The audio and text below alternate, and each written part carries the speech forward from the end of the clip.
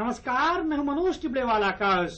एक मुलाकात में आज हमारे विशेष मेहमान हैं राष्ट्रीय आपदा प्रबंधन प्राधिकरण के उपाध्यक्ष एम शशिधर रेड्डी जी। आंध्र प्रदेश सरकार में मंत्री रह चुके एम शशिधर रेड्डी जी चौथी बार आंध्र प्रदेश विधानसभा के सदस्य चुने गए हैं। 61 वर्षीय एम शशिधर रेड्डी जी आंध्र प्रदेश के पूर्व मुख्यमंत्री दिवंगत एम चन्ना रेड्डी जी के पुत्र हैं।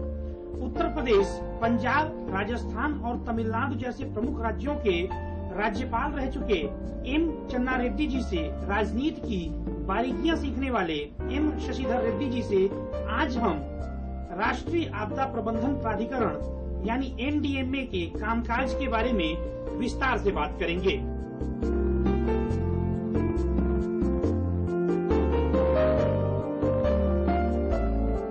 शशिधर जी, आपका स्वागत है हमारी खास पड़ताल एक मुलाकात में।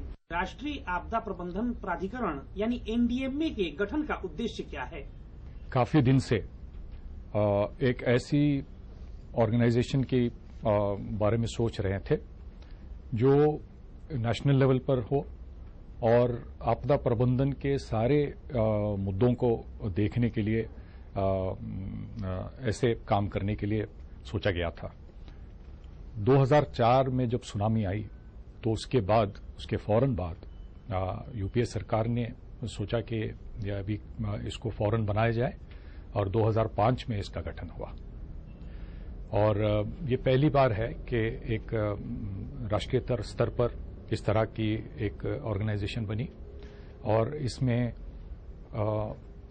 आपदा प्रबंधन के सभी मुद्दों पर ध्यान दिया जाता है। जो पहले हम सिर्फ रक्षा और राहत के बारे में ज्यादा हम ध्यान देते थे, आज संसिद्धता, मिटिगेशन और प्रिवेंशन और ऐसे सभी मुद्दों पर आखिर में उनके रिहैबिलिटेशन और रिकंस्ट्रक्शन, इन सारी चीजों के बारे में सोचने का काम करेंगे। इस प्राधिकरण में कौन कौन है? इस प्राधिकरण को बनाया गया है एक एक्ट के द्वारा, इसको स्थापित किया गया। प्रधानमंत्री जी इसके अध्यक्ष हैं, उपाध्यक्ष और 8 सदस्य इसमें होंगे। इस समय एनडीएमए किन किन विषयों पर विशेष तौर पर फोकस कर रहा है? आज हमारे पास ये सबसे बड़ी चुनौती यह है कि जो गाइडलाइंस हमने बनाई हैं उसके आधार पर जो नेशनल लेवल पर प्लान्स बननी है और जो स्टेट लेवल पर भी प्लान्स बननी है, ये काम उतना ठीक नहीं हो रहा है और इस पर हम विशेष ध्यान देंगे। और इसके साथ साथ जो संसिद्धता के अंश हैं, अभी हाल में जो जापान में घटनाएं घटी, भूकंप आया, उसके बाद सुनामी के बाद जो न्यूक्लियर रेडियोलॉजिकल वहां पर इमरजेंसी आई थी, इन सब चीजों को भी देखकर विशेष आज हमारे पास फोकस हम न्यूक्लियर सेफ्टी पे भी करेंगे।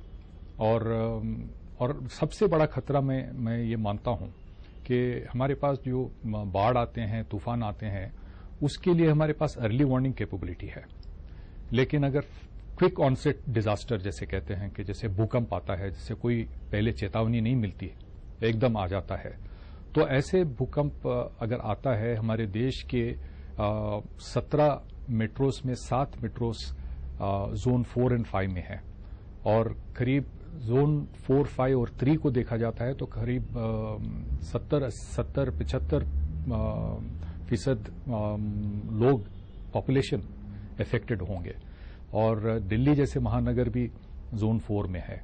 तो हमको हिली एरियाज हमारे नॉर्थ ईस्ट के हो या उत्तरांचल, हिमाचल, ये सब काफी वल्नरेबल है।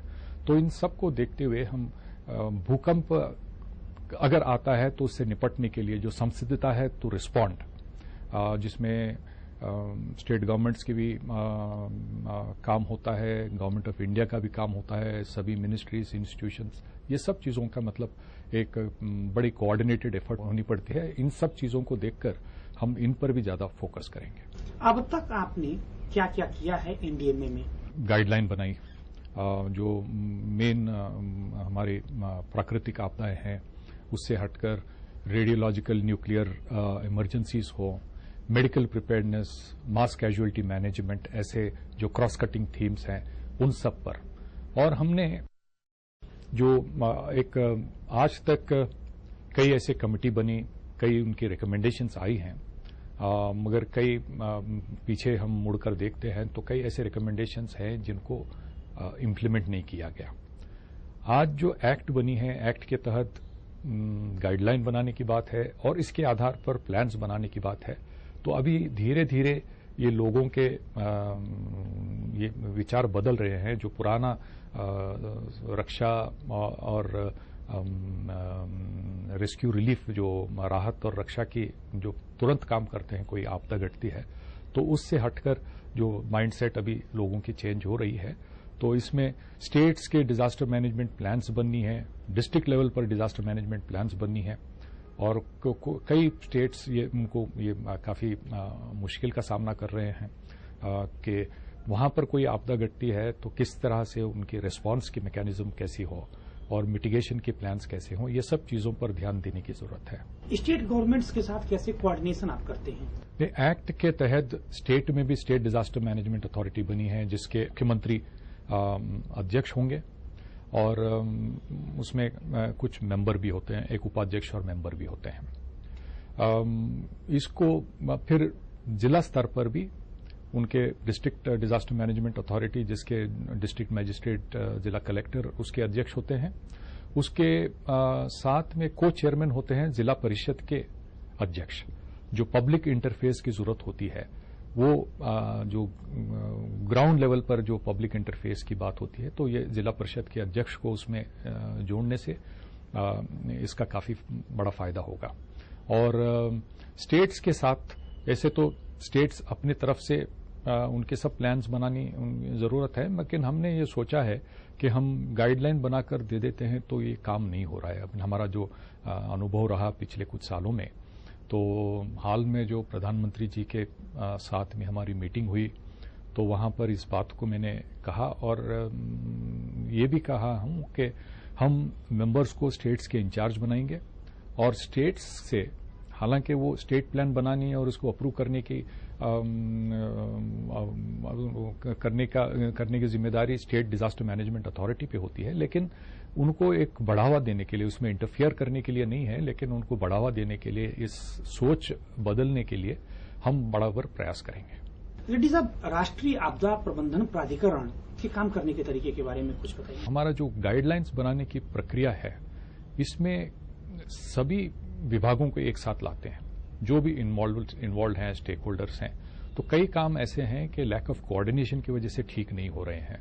इसको बढ़ाने के लिए हमने काफी हमारा प्रयास रहा और काफी अच्छा रहा। और इसके साथ हम हर किस्म की, मतलब नेशनल लेवल पर हमने मिटिगेशन प्रोजेक्ट्स का भी काम शुरू किया। एक तो national cyclone risk mitigation project है, अभी फर्स्ट फेज इसका शुरू हो रहा है।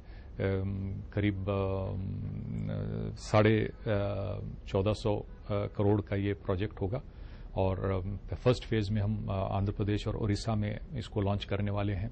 आगे चलकर तटवर्ती जो सारे स्टेट्स हैं, कोस्टल स्टेट्स, यूनियन टेरिटरीज, इन सब में भी इसको सेकेंड और थर्ड फेज में इसको लागू करेंगे। अभी इसी 1 जून को प्रधानमंत्री डॉक्टर मनमोहन सिंह ने भी एनडीएमए की विशेष बैठक आयोजित की थी, जिसमें उन्होंने परमाणु आपदा तैयारियों की समीक्षा की थी। किन बातों पर फोकस किया प्रधानमंत्री जी ने? प्रधानमंत्री जी का जो न्यूक्लियर सेफ्टी की बात थी, उससे पहले ही हमने उन्हें जापान में घटना घटने के बाद उन्होंने उसकी रिव्यू किया था और आदेश दिया था कि उसके सारे सेफ्टी मेजर्स को फिर एक बार रिव्यू किया जाए। तो वो तो काम चल रहा है, कमेटी बनी है, उसको कर रहे हैं। हमारे जो संसिद्धता है रिस्पॉन्ड करने की, लोगों में विश्वास बढ़ाना आज जरूरी है, क्योंकि आज देश में हम न्यूक्लियर प्रोग्राम को लेकर आगे जा रहे हैं और हमारी जो एनर्जी रिक्वायरमेंट्स हैं उसके लिए काफी इसका कंट्रीब्यूशन हो सकता है, ऐसा हम सोच कर जा रहे हैं। मगर एक साइड लोगों को, जब हम न्यूक्लियर सेफ्टी की बात करते हैं तो लोगों को हिरोशिमा और नागासाकी के जो इमेजेस आते हैं, उस गलतफहमी को दूर करना बड़ी एक चुनौती है और जिम्मेदारी है। इसको लेकर और हम कैसे संसिद्धता के, और अगर कुछ होता है लोगों को ये विश्वास भी दिलाना है कि अगर कुछ होता है तो किस तरह के मेडिकल कैपेबिलिटीज हैं हमारे पास, ताकि लोगों की जान की रक्षा हो सकती है और उनको सुरक्षित हम रख सकते हैं। तो ये एक इशू काफी हाईलाइट हुआ था उस मीटिंग में। और जो हमारे मेडिकल प्रिपेयर्डनेस के बारे में हमने जो प्लान किया था, हमने जो गाइडलाइंस बनाई थी रेडियोलॉजिकल न्यूक्लियर इमरजेंसीज की 3.5 साल पहले हमने बनाई, उसका हमने रिव्यू किया। इससे हटके हमारे प्रधानमंत्री जी ने एक अहम बात पूछी थी कि क्या हम लोगों को विश्वास दिला सकते हैं कि वो जब रात में सोते हैं तो वो चैन से सो सकते हैं। और एक मुलाकात में यहां पर रुकेंगे एक छोटे से ब्रेक के लिए। ब्रेक के बाद भी राष्ट्रीय आपदा प्रबंधन प्राधिकरण के उपाध्यक्ष एम शशिधर रेड्डी जी से यह बातचीत जारी रहेगी।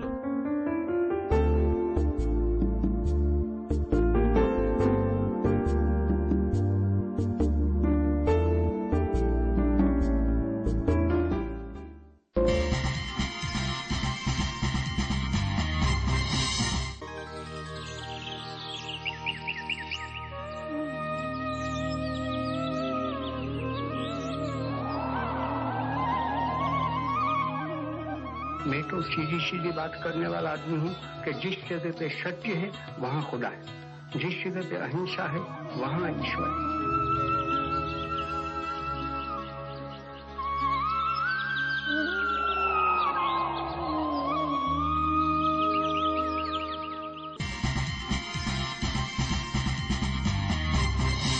ब्रेक के बाद एक बार फिर आपका स्वागत है। एक मुलाकात में हम बात कर रहे हैं एम शशिधर रेड्डी जी से।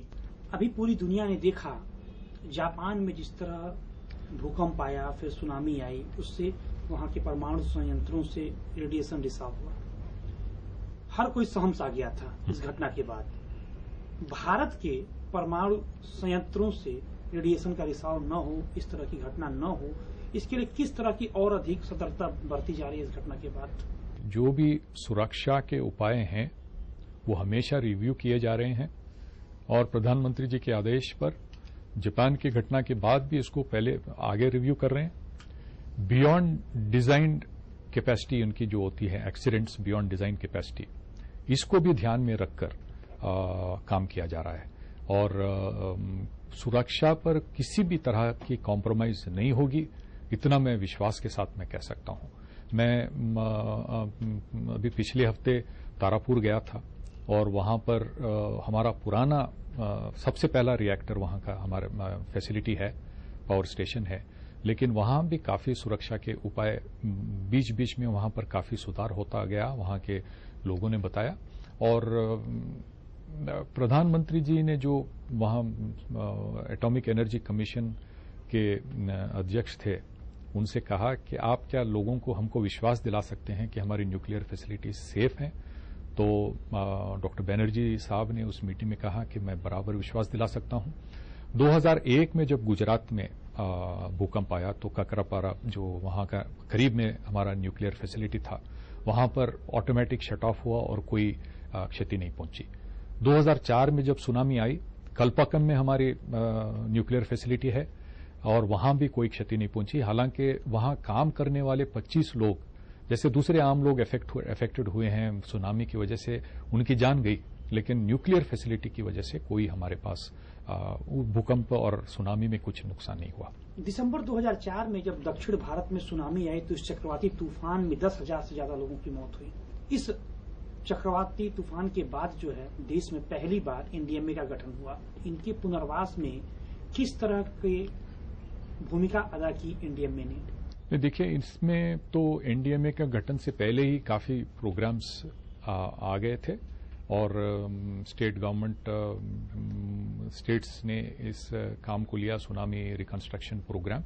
एनडीएमए के बनने से पहले ही ये सब काम शुरू हो गया था और स्टेट्स इसको देख रहे हैं। खासकर एनडीएमए का इसमें कुछ खास रोल नहीं रहा, लेकिन हम जैसे सुनामी अंडमान निकोबार में जो काम हो रहा था उसका जरूर हमारी तरफ से भी कुछ पर्यवेक्षण हुआ था। प्रधानमंत्री जी की तरफ से मेरे पूर्व वाइस चेयरमैन को बताया गया था कि वहां पर देखें, उसकी फॉलोअप में करें, तो हमारा वैसे भी कंट्रीब्यूशन उस तरह से रहा। लेकिन राज्य के प्रदेश की सरकारें, तमिलनाडु का रिकंस्ट्रक्शन प्रोग्राम वहाँ की सरकार पूरी तरह से देख रही है और इस तरह से वर्ल्ड बैंक असिस्टेड प्रोजेक्ट रहा, तो उसके हमारी गठन से पहले ही ये काम शुरू हो गया था। यदि कहीं बाढ़, भूकंप या सूखा आ जाता है, उसके बाद एनडीएमए की क्या भूमिका होती है?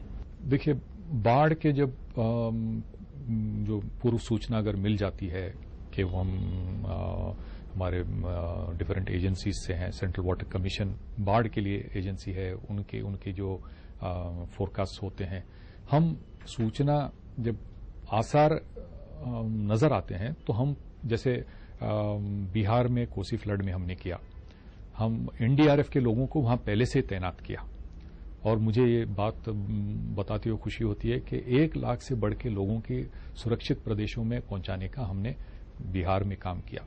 आज एनडीआरएफ एक ऐसी हमारे पास रिसोर्स बन गई है कि सारे देश के सारे स्टेट्स में एनडीआरएफ का जो काम करने का तरीका है उसकी बड़ी प्रशंसा हो रही है। मुख्यमंत्री उन स्टेट्स के चिट्ठी लिखकर कहते हैं, एनडीसी के मीटिंग में भी कहा गया कि इसका प्रस्ताव किया गया कि एनडीआरएफ बड़ा अच्छा काम कर रही है और लोगों में यह विश्वास बढ़ाती है कि मगर अगर उनको सुरक्षित प्रदेशों में पहुंचाने के लिए अच्छी क्षमता वाली ये बल बन गई है। उससे हटके पिछले दिनों में जापान में जो आपदा घटी, उसके बाद हमारे एक टीम, एनडीआरएफ की टीम वहां पर भी गई और वहां के रिहैबिलिटेशन काम में काम किया, जिसकी प्रशंसा वहां की सरकार ने की। हालांकि हमको अभी इंटरनेशनल सर्टिफिकेट मिला नहीं है, फिर भी हमारे लोगों ने इंटरनेशनल स्तर पर काम करके बड़ा अच्छा नाम कमाया। कुछ ऐसे भी राज्य हैं देश के जहां पर यह तय है कि 2 या 3 साल में सूखा पड़ेगा या फिर बाढ़ आएगी।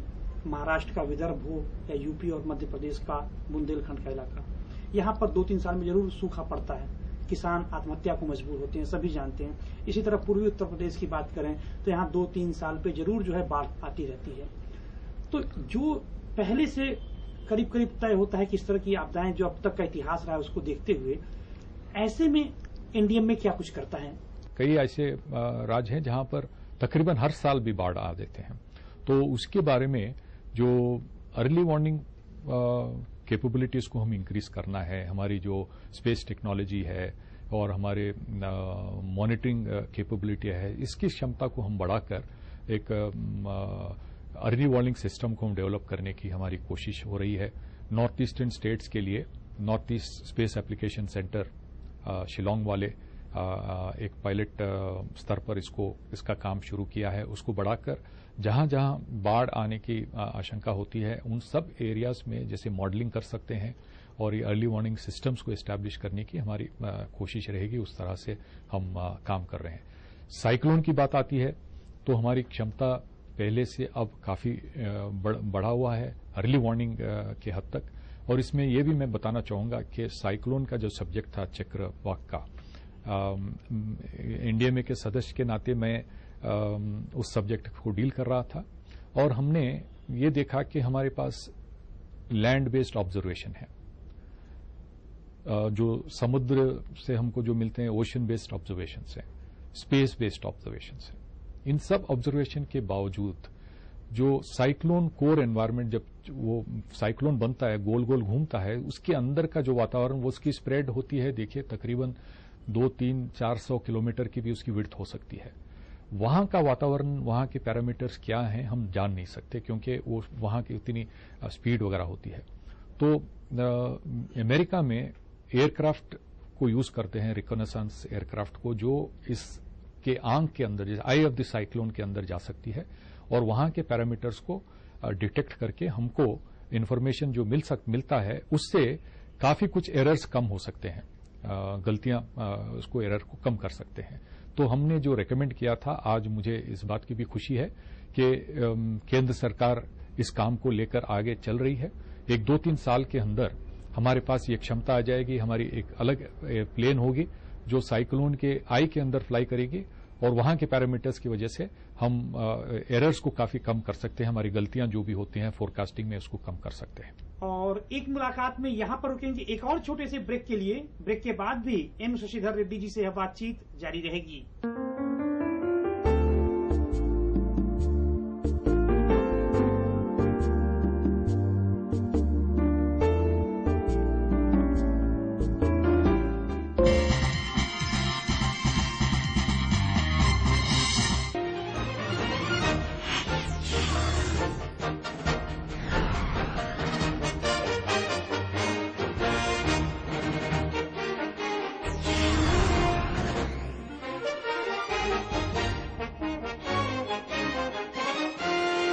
ब्रेक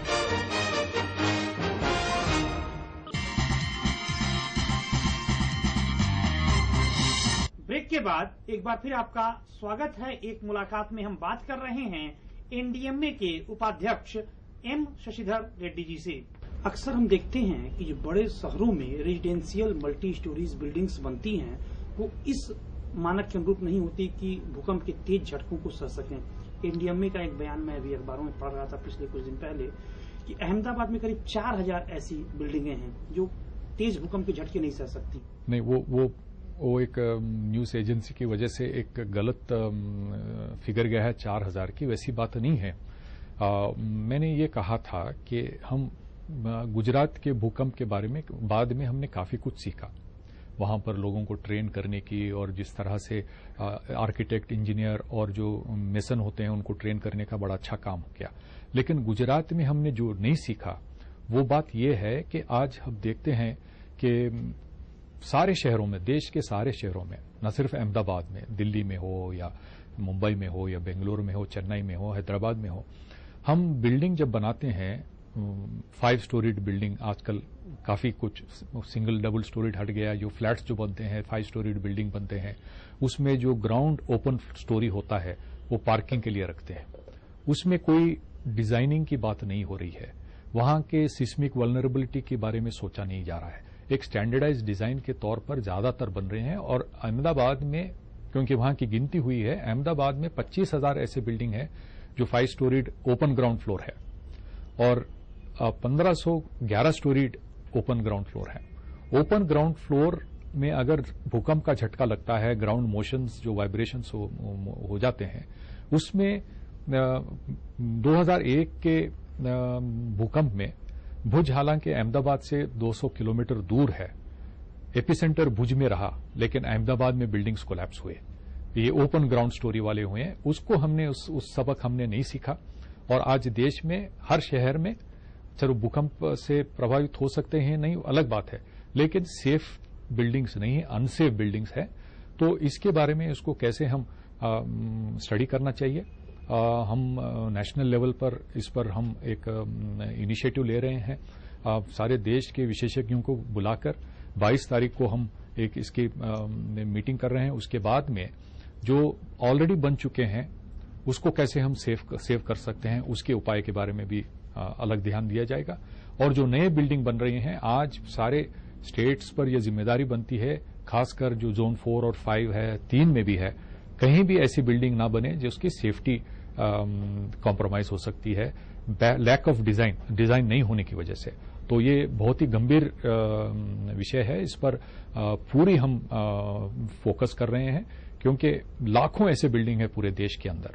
और खासकर मैंने कहा मेट्रोज हमारे हम देखते हैं तो 17 देश के मेट्रोज में 7 ऐसे मेट्रोज हैं जो 4 और 5 जोन में हैं, और वहां पर हजारों की तादाद में, लाखों की तादाद में ये बिल्डिंग्स है, और इनको सेव करना एक बड़ी चुनौती है, और इसके बारे में हम प्रयास करेंगे। आगे ऐसी बिल्डिंगें न बने, इसके लिए क्या मेजर्स उठाए जाएंगे, क्या कदम उठाए जाएंगे? नहीं, हम क्लियर कट हम इसके बारे में निर्देश देंगे, गाइडलाइंस बनाएंगे, मार्गदर्शक हम बताएंगे स्टेट्स को, और हम इसको एक बड़े पैमाने पे हम उन पर जोर लाएंगे, पब्लिक। और सबसे बढ़ के मैं यही कहूंगा कि लोगों को हम जागरूक हों, लोग ये समझे कि इससे क्या उनको नुकसान हो सकता है। आज हम कितने भी एक्ट बनाएंगे, कितने भी हम गाइडलाइंस बनाएंगे, कितने भी हमारे बायलॉज हों, बिल्डिंग बायलॉज हों, लेकिन जब तक लोगों को ये विश्वास, लोगों के बारे में लोगों को ये सोच ना हो कि ये उनके लिए सुरक्षित होना जरूरी है, इसके बारे में भी हम अवेयरनेस कैंपेन कर रहे हैं। काफी लोगों को हम लोग कैसे अपने आप को बचाएं, किस तरह की कंस्ट्रक्शन हो, इसके बारे में हम बता रहे हैं। और इन सब चीजों के साथ एक मैं बताना चाहूंगा कि हम पिछले दिनों में नेशनल बिल्डिंग कोड का कुछ अमेंड किया था 2005 में। उसको लेकर रिजर्व बैंक ऑफ इंडिया ने स्टेट्स, सारे बैंकों में ये कहा गया कि बिल्डिंग जो हाउसिंग सेक्टर में कंस्ट्रक्शन होती है, उसको जो बैंक फंडिंग करते हैं, तो उसमें ये बिल्डिंग कोड का लागू किया जाना चाहिए। लेकिन उसके बाद वो काफी कॉम्प्लिकेटेड रहा। फिर रिजर्व बैंक ने एनडीए में से कहा कि इसको यूजर फ्रेंडली तरीके से इसको हम इसके गाइडलाइन बनाए। हमने इसको बनाया और ये सारे बैंक्स से हमने कम्युनिकेट करवा दिया। अब आरबीआई से सारे बैंक्स को कम्युनिकेट किया गया। जब अर्थक्वेक रेजिस्टेंट या डिजास्टर रेजिस्टेंट उसकी डिजाइन नहीं होगी तो उसको फंडिंग नहीं दिया जाएगा। एनडीएमए के अलावा थोड़ी नक्सल इश्यूज पे बात करेंगे। नक्सली हिंसा देश में बड़ी समस्या है। आप नक्सली हिंसा पर स्टडी के लिए कांग्रेस की तरफ से गठित एक कमेटी के कन्वीनर भी रह चुके हैं। आपने अपनी रिपोर्ट भी दी थी। नक्सली हिंसा रुकेगी कैसे? ये ऑब्जर्वेशन रहा है कि जो नक्सल प्रभावित जो कोर एरियाज हैं और हम जो लोगों के अगर वहां उसको मैपिंग करते हैं और हमारे जो आदिवासी लोगों की हम मैपिंग करते हैं तो उसको एक दूसरे के ऊपर ओवरलैप होता है। तो जो आदिवासी की स्थिति इस देश में है उसको इम्प्रूव करना बहुत ही जरूरी है। हम जो 7-8% पॉपुलेशन है आदिवासी की और हम देखते हैं कि जो लोग विस्थापित हुए बड़े बड़े प्रोजेक्ट्स की वजह से, इरिगेशन प्रोजेक्ट हो या पावर हो, माइनिंग हो, उसमें हम देखते हैं कि करीब 50% लोग आदिवासी हैं और ये एक बड़ी समस्या है। इसके बारे में हम बड़ी गंभीरता से हमको सोचना होगा कि जो विस्थापित भी होंगे तो उनके लिए कैसे हम उनके रिहैबिलिटेशन का काम करेंगे, उनको कैसे हम सुविधाएं दे सकते हैं कि ये अलग अलग दूर इलाकों में स्प्रेड आउट हैं और इनके हालात, वहां पर जो हालात हैं उसको एक तरीके से नक्सलवादियों का वो बेस बना है। तो ये एक सेंटर्स बने हैं, एपी सेंटर्स बने हैं। तो इन दोनों का बड़ा महत्वपूर्ण संबंध है। इसको हम बारीकी से इसके बारे में हमको सोचना होगा। बहुत बहुत धन्यवाद शशिधर जी हमसे बातचीत के लिए। तो ये थे एम शशिधर रेड्डी जी, जिनसे हमने राष्ट्रीय आपदा प्रबंधन प्राधिकरण यानी एनडीएमए के कामकाज के बारे में विस्तार से बात की। अगले सप्ताह आपसे फिर मुलाकात होगी ठीक इसी समय आपके अपने लोकप्रिय कार्यक्रम एक मुलाकात में देश की एक और बड़ी हस्ती के साथ। तब तक हमारी पूरी टीम को दीजिए इजाजत। नमस्कार।